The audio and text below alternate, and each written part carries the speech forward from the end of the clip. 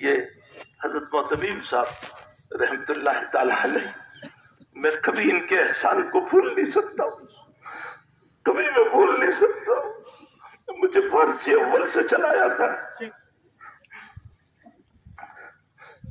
میری شادی بھی نہیں ہوئی تھی، مجھے کتب خانہ حوالے کیا مدرسے کا، مجھے کہا یہی تیری درسگاہ، یہی تیرا روم رہنے کا، اسی میں تجھے رہنا ہے، اور مجھے کہا رات بھر کتابیں دیکھ۔ الحمدللہ جو 2 سالہ میرے نکاح کا زمانہ نہیں تھا اور نکاح نہیں کیا تھا، پورا کتب خانہ میرے حوالے کر دیا تھا، اور رات بھر میں کتابیں دیکھتا رہتا تھا میرے بنانے میں۔ میں اس کو کبھی نہیں بھول سکتا۔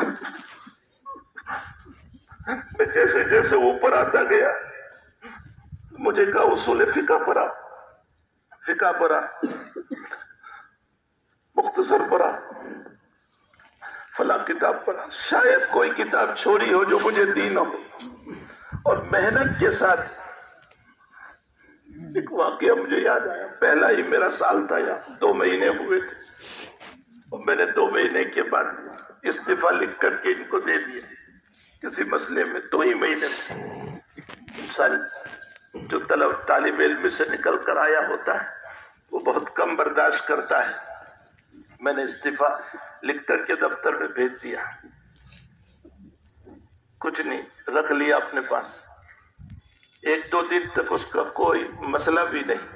اتنا صبر کا یہ پیکر تھا کہ بیماریوں میں آہ تک نہیں کی ہے، بہت بیمار رہے، بہت بیمار۔ 2 دن کے بعد میرے پاس آئے وہ کاغذ لے کر، اور مجھے کہا مل صاحب اس کو گھول کر پانی میں پی جاؤ۔ اور مجھے کہا،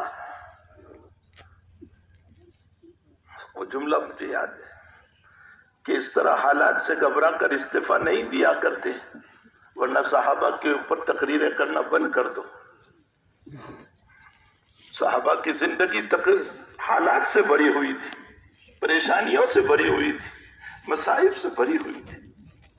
بس وہ دن ہے کہ اس کے بعد میں نے کبھی اس طرح کی جرأت نہیں کی۔